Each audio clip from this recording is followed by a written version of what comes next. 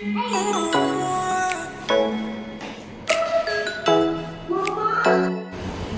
ज़्यादा धूप, बहुत ज़्यादा धूप।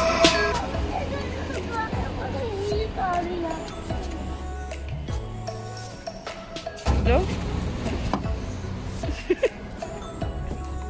चलो। अस्सलाम वालेकुम and welcome back to my another vlog. कैसे हैं आप सब लोग? उम्मीद है कि सब खैरियत से होंगे और ठीक ठाक होंगे। और ये आयान यहाँ पर बार बार जमाइयाँ ले रहा है और कंटिन्यूसली लेता रहेगा ये, क्योंकि मैंने इसको जल्दी उठा दिया था। हम लोग इस टाइम जब गाड़ी में बैठे थे तकरीबन 7:30 हो रहे थे और हम लोगों ने बच्चों को उठा दिया था 7 बजे, क्योंकि हम लोगों ने जाना है CPR बनवाने के लिए, इसलिए मैंने इसको उठा दिया था। और वो बार बार कंप्लेन कर रहा है मुझे यहाँ पर, मम्मा आपने मुझे जल्दी क्यों उठाया है। और यहाँ मैं आप लोगों से बात करने की कोशिश कर रही हूँ, बट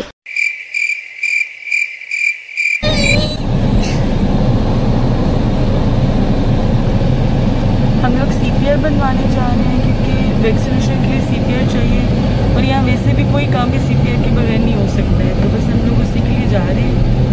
इस टाइम सुबह के 7:30 हो रहे हैं। यहाँ मैं आप लोग को ये बता रही हूँ कि CPR बनवाना बहरीन में बहुत ज़रूरी है, क्योंकि वैक्सीनेशन के लिए आपको CPR आपका पास होना ज़रूरी है। और वैक्सीनेशन अगर नहीं होगी तो आप किसी भी मॉल में, किसी भी सुपरमार्केट में एंट्री नहीं कर सकते हैं। वो पहले आपका ग्रीन शील्ड चेक करते हैं आपके मोबाइल पर और फिर वो आपको अंदर एंटर होने देते हैं। तो यही बातें मैं आप लोगों से कर रही हूँ, जिसके बीच में आयान कंटिन्यूसली मुझे इंटरप्ट कर रहा था। कभी स्ट्रेचिंग कर रहा है तो कभी यॉन कर रहा है। तो बस ये सिलसिला उसका जब तक हम ऑफिस नहीं पहुँचे जारी रहा है। और यहाँ आप हमारी गार्ड देख सकते हैं, बिल्कुल गंदी हुई हुई है। और ज़िशान को बहुत इसलिए भी जल्दी थी क्योंकि हम ज़िशान का 10 बजे का अपॉइंटमेंट था गाड़ी वॉश करवाने का और गाड़ी के जो ऑयल्स वगैरह चेंज होते हैं वो करवाने थे। और आप देख सकते हैं स्क्रीन कितनी ज़्यादा गंदी हुई हुई है। और ज़िशान 2 दिन से ट्राई कर रहे थे कि कार वॉश करवाने का अपॉइंटमेंट मिल जाए, तो उनको नहीं था मिल पा रहा।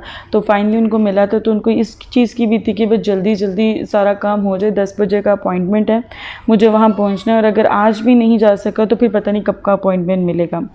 तो इसलिए भी ज़िशान को थोड़ी जल्दी थी, उन्होंने इसलिए भी हमें जल्दी जगा दिया था कि ताकि जल्दी से सारे काम हो सकें। और हम लोग बिल्कुल दफ्तर जो उसका ऑफिस है उसके पास पहुँच चुके हैं जहाँ हमारा CPR बनना था।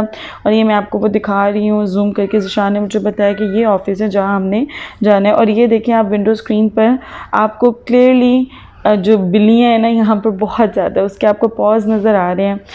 तो बस अब हम लोग बस यहाँ से टर्न लेंगे और दूसरी तरफ जो है वो ऑफिस है। So we have reached our destination. और यहाँ बहुत ज़्यादा गर्मी थी।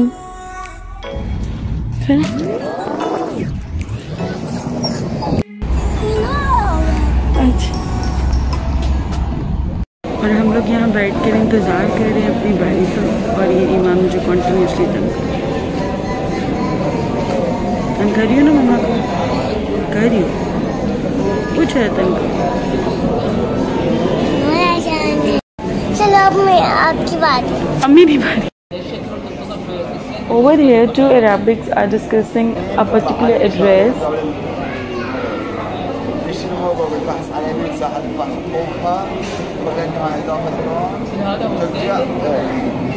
75 years later.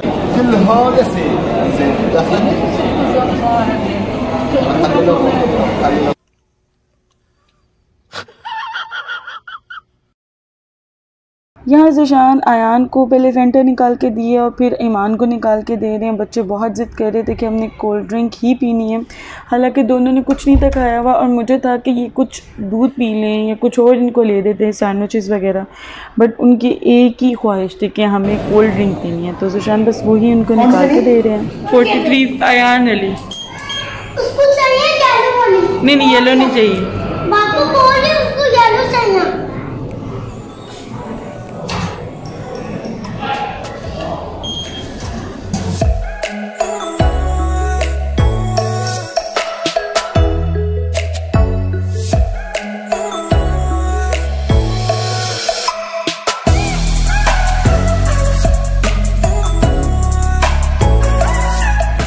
फाइनली अल्हम्दुलिल्लाह हमारा CPR बन गया। काफ़ी टाइम लगे, काफ़ी देर हम लोगों ने वहाँ इंतज़ार किया है और अब हम लोग जा रहे हैं घर। इट्स ओके मामा, बाद में आपके हैंड्स आप।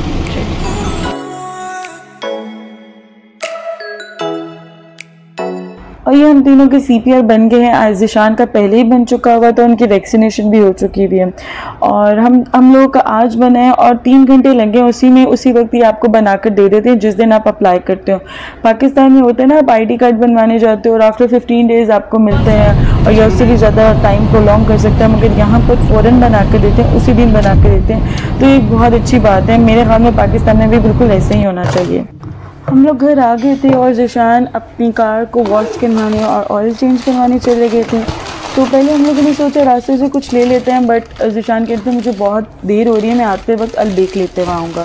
तो मैंने कभी तो बच्चों को भूख लगी भी होगी, तो फिर ज़िशान ने सजेस्ट किया कि आप इन्हें नगेट्स के साथ सैंडविचेस बना के दे दें, वो खा लेंगे। ऑल्दो बयान इतना पसंद नहीं करता इसे सैंडविचेस के तौर पर, बट फिर भी मैंने उसको बना के दिया कि शायद अब वो खाने लग जाए, क्योंकि मैंने 2-3 बार इसको बना के दिए हैं तो इसने रिजेक्ट कर दिया कि मैं नहीं खाऊंगा। हालांकि इसको बहुत ज़्यादा टेस्टी लगते थे शुरू में जब ये यहाँ आया, बट अब वो नहीं था खाता। बट मैंने आज इसको बना के दिया तो अल्हम्दुलिल्लाह इसने खा लिया था। और यहाँ मुझे इतनी ज़्यादा भूख लगी है कि मैंने बिल्कुल वेट नहीं किया, बिल्कुल गरम गरम नगेट मैंने खाना शुरू कर दिया। मुझे खुद बहुत भूख लग रही थी क्योंकि अब 12 बज चुके हुए थे और हम लोग सुबह 7 बजे के उठे हुए थे, तो हम सारों को बहुत भूख लग रही थी। मैंने इन सैंडविचेस में एक चीज़ चेंज की है। पहले मैं मेयोनेज़ लगाती थी इन सैंडविचेस में, अब मैं क्या करती हूँ, मैं क्रीम चीज़ लगाती हूँ, पहले उसको लगाती हूँ and then I use to apply ketchup, normal ketchup जो है टोमेटो केचप, वो लगाती हूँ। उसके ऊपर मैं नगेट्स रख कर तो एक सैंडविचेस बना के बच्चों को दे देती हूँ।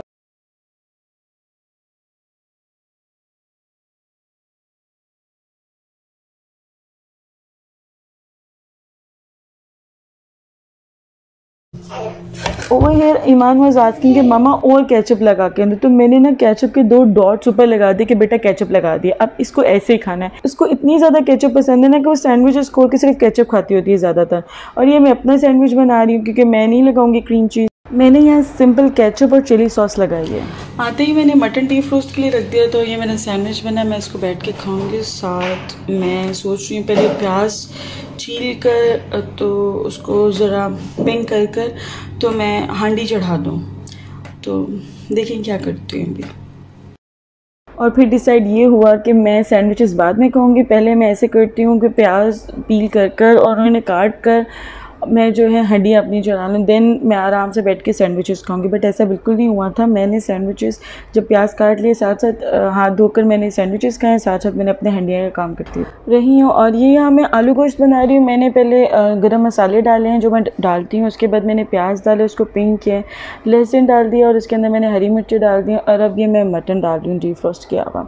और मटन ये जो है ज़िशान गर्दन का गोश्त लेकर आए थे, बिकॉज मैंने सोचा था मैं यखनी बनाऊँगी इसकी, मेरा बहुत दिल कर रहा था बट मैंने नहीं बनाई। तो फिर मैंने सोचा इसका आलू शोरबा बना लेती हूँ, उसमें भी तो यखनी का ही टेस्ट आता है आपको।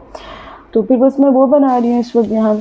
और यहाँ मैं अच्छे तरीके से इसको भून रही हूँ ताकि स्मेल बिल्कुल नहीं है। मैं हमेशा मटन या चिकन डालकर ऑयल में फ्राई इस तरह से लाजमी करती हूँ ताकि बाद में ऑनवर्ड्स आपको स्मेल नहीं आए। और यहाँ पर ये मैं आपको फ्लैश लाइट ऑन करके दिखा रही हूँ, मुझे लगा कि शायद जो है वो लाइट डिम हो गई है।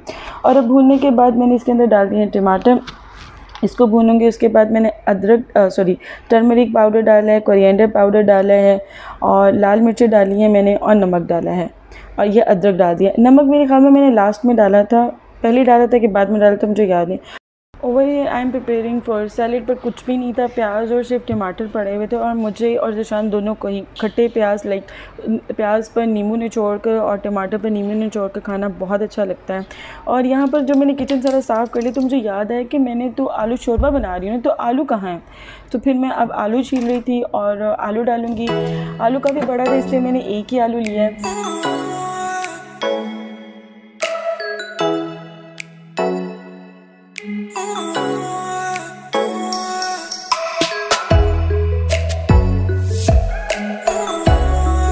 और यहाँ 15 मिनट विसल देने के बावजूद जो है वो मटन नहीं था गला। मेरे ख़्याल में गर्दन का गोश्त पकने में ज़्यादा टाइम लेता है क्योंकि मैं पहली बार बना रही हूँ इसका गोश्त, इस पार्ट का गोश्त, क्योंकि हम लोग दूसरा पार्ट लेते हैं जिसकी सब बोन होती है और साइड पे हड्डी होती है। ये अम्मी बनाती है, मैं यखनी इसके बना के देती हूँ तो बहुत टेस्टी बनती है, तो इसलिए फिर मैंने ज़िशान से मंगाया था।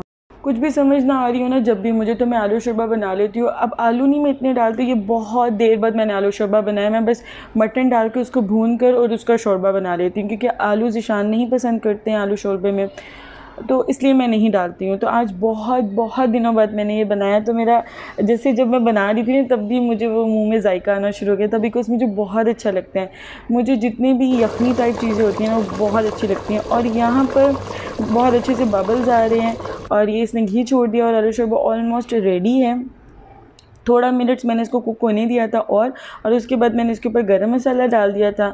चूँकि मेरे पास कोरिएंडर बिल्कुल भी नहीं था घर में, ख़त्म हुआ था, अभी लाने वाला था, तो मैंने सिर्फ हरी मिर्चें 1-2 उसके ऊपर डाली हैं और बिल्कुल हमारा आलू शोरबा तैयार है खाने के लिए। बहुत टेस्टी बना था, बहुत ज़्यादा।